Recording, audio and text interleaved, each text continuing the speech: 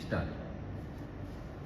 नमस्कार, welcome again RK memorial senior secondary school, Sojat road, Pali, Rajasthan. पुनः मैं आपका स्वागत करता हूं अपने क्रम संस्कृत में। आगे अपने क्रम को बढ़ाते हुए मैं आपको वापस पुनरावृत्ति की तरफ ले जा रहा हूं। हमने पहले दिन वर्ण परिचय के बारे में इंट्रोड्यूस करवाया था आपको, उसके बाद में सेकंड डे वचन और उसी क्रम में पुरुष और साथ में लकार का ज्ञान करवाया था आपको, और कुछ लकार आपको अभ्यास के लिए पढ़ने के लिए दिए थे। जितना अभी तक मैंने 4-5 अपलोड किए पहले के प्रीवियस, आपको उनके अकॉर्डिंग धीरे धीरे पढ़ते रहना है और आपका कॉन्फिडेंस लेवल हाई रहेगा।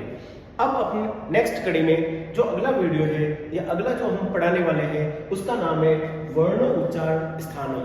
वर्ण का उच्चारण स्थान, जो जो वर्ण हमने पढ़े उनका उच्चारण स्थान कौन सा है, कहां पर किस हमारी जो ये संरचना दे रखी है मुंह की, इस मुंह की संरचना में जो जीभ है, दांत है, अपने जो ये लिप्स ओस्ट है, होठ जिनको अपन बोलते हैं, इनकी पूरी संरचनाओं के अकॉर्डिंग अपन भी बोल सकते हैं वर्ण अलग अलग उच्चारण निकलते हैं, क्योंकि इन जो ये हमारा स्ट्रक्चर दे रखा है इसके अकॉर्डिंग वर्णों का एक फ्लोरेंस बनता है, कहने का मतलब एक वर्णों का उच्चारण निकलता है। तो हम इस क्रम को आगे बढ़ाते हैं कि कौन सा वर्ण किस उच्चारण स्थान है, स्थान का मतलब वो कहां से निकल रहा है। क्रम को आगे बढ़ाते हैं वापस। यहां पर हमने लिखा है वर्ण उच्चारण स्थान, जो वर्ण है उनका उच्चारण स्थान कौन सा है। तो पहले शुरू करते हैं। पहला दे रखा अकुह विसर्जन नाम कंठ। कंठ का मतलब ये आपका कंठ, जो गले के यहाँ पर कंठ का जो रूप दे रखा है। अब मैंने यहाँ पर हाथ लगा रखा है तो यहाँ पर एक कंपन हो रहा है। अब यहाँ पर कौन कौन से उच्चारण स्थान है, यहाँ पर जो दे रखे अकुह, ये एक सामान्य सूत्र के रूप में लिखा हुआ है। अ का मतलब अवर्ण और कु का मतलब क की पूरी श्रृंखला, वर्ण क में जो आते हैं 5 लेटर और साथ में दे रखा अवर्ण। तो यहाँ पर हमने पूरा इनको खोल करके लिखा है। अ जैसे उच्चारण करेंगे अ, क, ख, तो इनके उच्चारण में आपको लगेगा कंठ पर जोर पड़ रहा है और कंठ इनका वास्तविक उच्चारण स्थान है। दूसरे क्रम में अपन चलते हैं, देखते रहिए साथ में। दूसरा नाम है इच्छुष्या नाम तालु। तालु, तालु का मतलब जीभ का जो अंदर का भाग है उसके जस्ट थोड़ा सा निकला हुआ भाग, तालु। अब इनमें कौन कौन से आते हैं तालु के भाग में। दूसरे क्रम में दे रखा है ई, ई, च, छ। देखो आपको पता है जीभ का एकदम रपट पड़ करके थोड़ा अंदर की तरफ निकल रहा है। ई, च, छ, ज, झ, ञ, य, श, ये इनके उच्चारण स्थान और इनका नाम है तालु, यानी तालु इनका मूल स्थान है इन वर्णों का।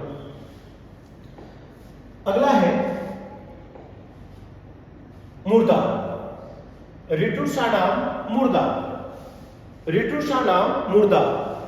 रि, ट, ठ, ड, ढ, ण, र, क्ष, मूर्धा। मूर्धा जीभ के जो दोनों तरफ के भाग का एक रपट निकल करके, कहने का मतलब जो एकदम फेंकते हैं बाहर, उनको हम मूर्धा के उच्चारण स्थान में डालेंगे। अगला आता है दंता। दंता का मतलब दांत। दांत से स्पर्श होकर के जो वर्ण निकलते हैं उनका नाम है दंता। ऋतुल सा नाम दंता। जो रि, ये जो दे रखा है हमने पढ़ा है स्वर के अंदर इनको भी हम जोड़ते हैं, ये स्वर की एक श्रृंखला हो गई। उसके बाद में त वर्ग पूरा दे रखा है। तू का मतलब त वर्ग, मैंने आपको वर्ण परिचय में पहले दिन करवाया था कि कु का मतलब क का पूरी श्रृंखला, चू का मतलब च की पूरी श्रृंखला, टू का मतलब ट की पूरी श्रृंखला वर्ण आते हैं, तू का मतलब त वाली श्रृंखला में जो वर्ण आते हैं। तो तू का मतलब ये त के जितने भी दे रखे हैं आप इनको देख सकते हैं ल तक, और उसके साथ दंता में एक डाला गया है श। ठीक है, सामान्य स, बस ज्यादा नहीं, इस पे जोर नहीं दिया जाता। स ऐसा स्पर्श लगता है, ऐसा आभास होता है कि दांत का स्पर्श करके ये वर्ण निकल रहे हैं। अगले क्रम में अपन बढ़ते हैं उपद माध्या नाम ओष्ठो।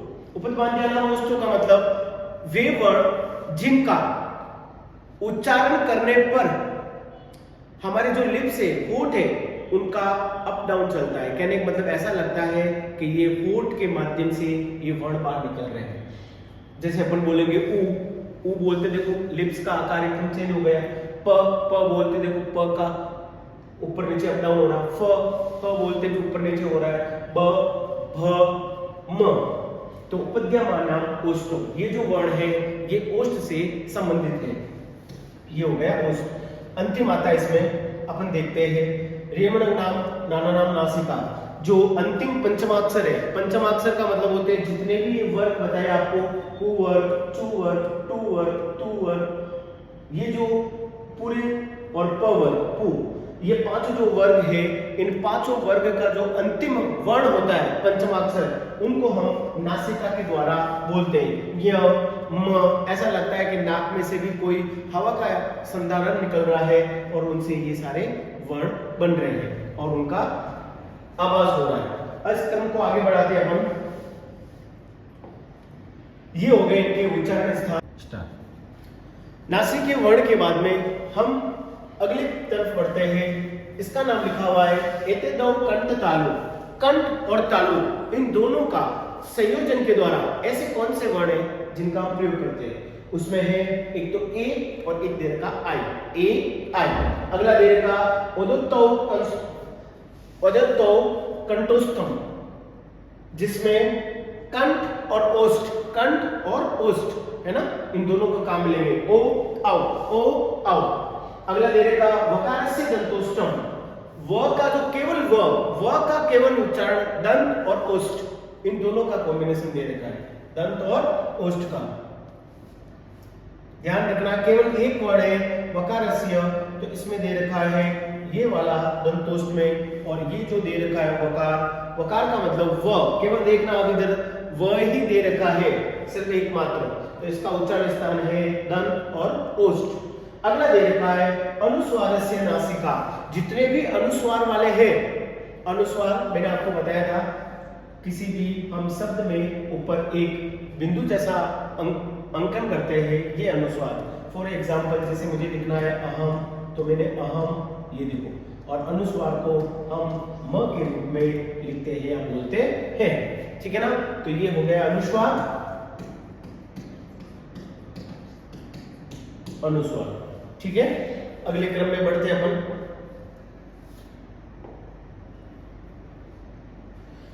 अब यहाँ पर उच्चारण स्थान का एक हल्का सा पीडीएफ बना हुआ है, आप स्ट्रक्चर देख सकते हैं, केवल मुख का दे रखा है, और आपको यहाँ पर ये सारे इंग्लिश में ही लेटर मैंने इसलिए लिखे गए, इंग्लिश में इनकी सारे मीनिंग लिखा गया कि कुछ बच्चे इंग्लिश मीडियम के हिंदी वाले तो अच्छे से जान लेते तालु दंत, तो उनको कोई समस्या नहीं हो कौन सा, तो उनका उच्चारण स्थान एरो करके मैं आपको बता देता हूँ कौन कौन सा, और ऐसे आपको देखने पर भी पता चल जाएगा, ठीक है।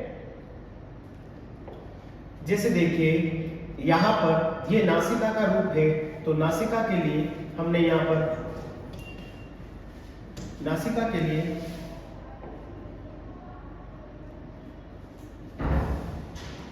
ये देखो, नासिका के लिए बैक रूट जो पीछे अपन यूज करते हैं अपन, लिप्स, लिप्स का मतलब ये होठ के लिए, ठीक है ना।